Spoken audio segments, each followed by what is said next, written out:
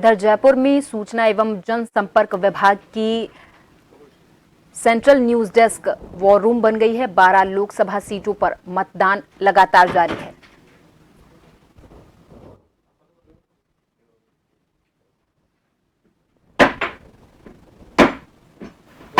राजस्थान में 2 फेज में मतदान हो रहा है। एक आज चल रहा है और दूसरा 26 अप्रैल को होगा। राजस्थान के मुख्य निर्वाचन अधिकारी प्रवीण गुप्ता जी हैं, जो लगातार पहले जो चरण है उसकी मॉनिटरिंग कर रहे हैं।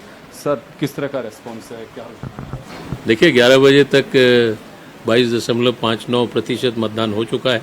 12 जो लोकसभा क्षेत्र है और सुबह से लोगों में जोश है। विशेष तौर पर हमारे युवा साथियों में पहले बार जो वोट डाल रहे हैं 18-19 साल के, लगभग इस राउंड में 8 लाख के लगभग 18-19 साल के युवा साथी वोट डाल रहे हैं। उनको हमने सर्टिफिकेट्स भी दिए हैं जो बूथ पर आ रहे हैं, सुबह जल्दी आए।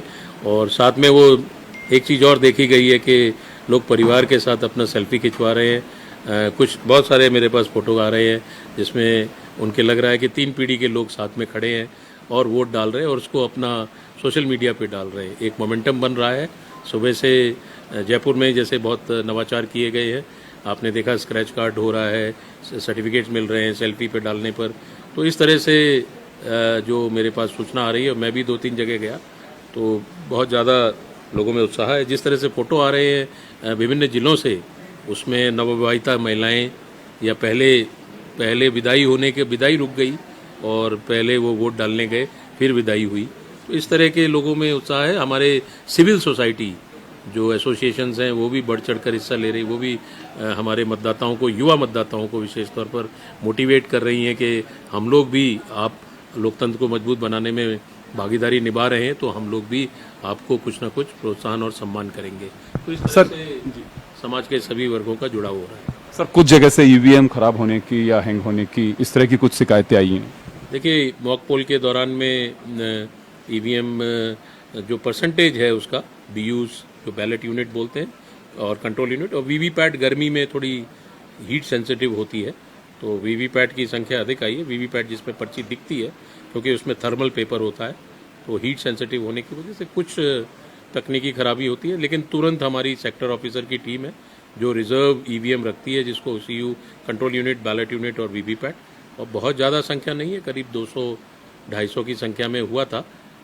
25,000 बूथ हैं तो उनको हमने बदल दिया। कुछ पोल के दौरान भी कुछ मशीनों में तकनीकी खराबी आई तो बेल के इंजीनियर कुछ ठीक भी करते हैं और तुरंत उसको बदला जा रहा है। आप देख रहे होंगे कि ये मीडिया का हमारा कंट्रोल रूम है और इसमें हम लोग लगातार मॉनिटर करते हैं और आपके माध्यम से जो भी हमें सूचना प्राप्त हो रही है, सोशल मीडिया से प्राप्त हो रही, तुरंत हमारी टीम, हमारे सेक्टर ऑफिसर्स लगकर उसको ठीक कर रहे हैं। अभी इस समय तो सभी जगह सुचारू मतदान चल रहा है, कोई भी machine. Sir, law and order की कोई कंप्लेन? लॉ एंड ऑर्डर की देखिए बहुत ज़्यादा उस तरह की कंप्लेन नहीं, किसी का वोट छूट गया है और किसी का कुछ हो गया। बाकी कोई अभी तक कानून व्यवस्था को लेकर मतदान रुका हो, झगड़ा हो रहा हो, मतदान स्थल पे कुछ बात हो गई हो, तो ऐसा अभी तक कहीं से भी हमें प्राप्त नहीं हुआ, इस कंट्रोल रूम में भी नहीं आया और ना मुझे किसी राजनीतिक दल से या कैंडिडेट से ऐसी शिकायत प्राप्त हुई। एक आतंकी पन्नू की ओर से कुछ 2 मोबाइल नंबर से लोगों को धमकाने की बात सामने आ रही है।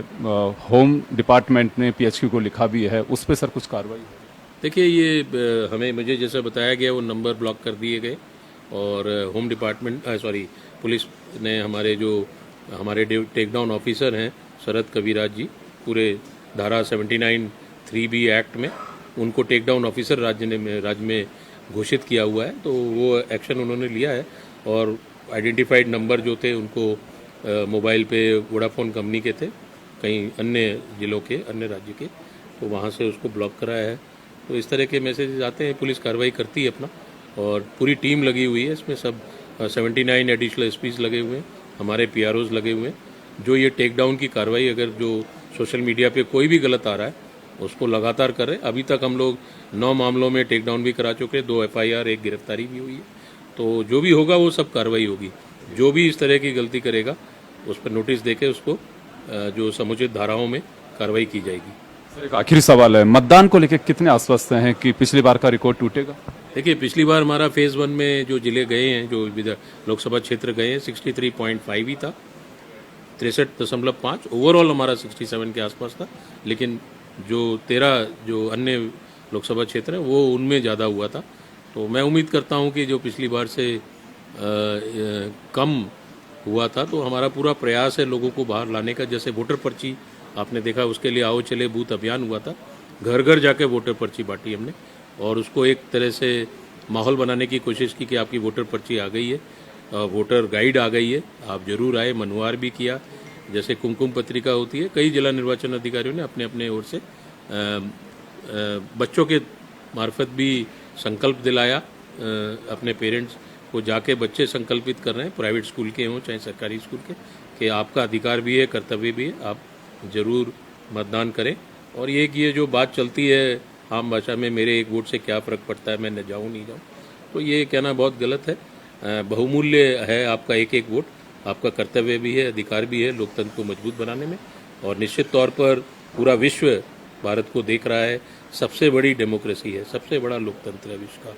अगर हमारे देश में सबकी भागीदारी होगी, और आप लोगों, मीडिया ने भी बहुत साथ दिया, मीडिया ने हर चीज़ को प्रचारित किया है और लोगों को आने में, और लोगों की सक्सेस स्टोरीज जो हो रही हैं, लोग जो लोगों के अनुभव हैं सुबह से, उनको प्रचारित कर रहे हैं। लोग अपना सोशल मीडिया पर पोस्ट डाल रहे हैं, व्हाट्सएप पे डाल रहे हैं, दूसरे लोगों को नच कर रहे हैं। तो ये एक बहुत अच्छा माहौल है, एक पर्व का माहौल है। हमने नारा भी भारत निर्वाचन आयोग का यही है, चुनाव का पर्व, देश का गर्व।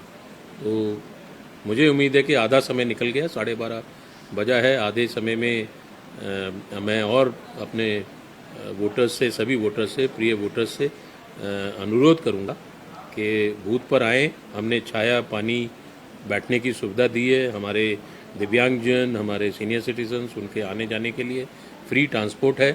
वो गर्मी भी हमारा साथ दे रही है, टेम्परेचर पश्चिमी विक्षोभ की वजह से गिर गया 3 डिग्री। तो मैं आप सबसे अनुरोध करूंगा कि जितना जल्दी आ सकते हैं।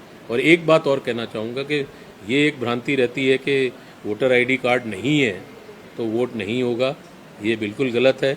आप कोई भी वैकल्पिक डॉक्यूमेंट, जैसे आधार है, बैंक पासबुक है, पोस्ट ऑफिस पासबुक है, या अपना ड्राइविंग लाइसेंस है, या अन्य कोई 12 डॉक्यूमेंट दिए हुए हैं, अगर वोटर आईडी कार्ड है तो सर लेकर आए, नहीं तो अन्यथा अन्य डॉक्यूमेंट। दूसरा एक और भ्रांति है कि 6 बज गया, मुझे क्या जाके मिलेगा, वहाँ बूथ बंद हो गया होगा।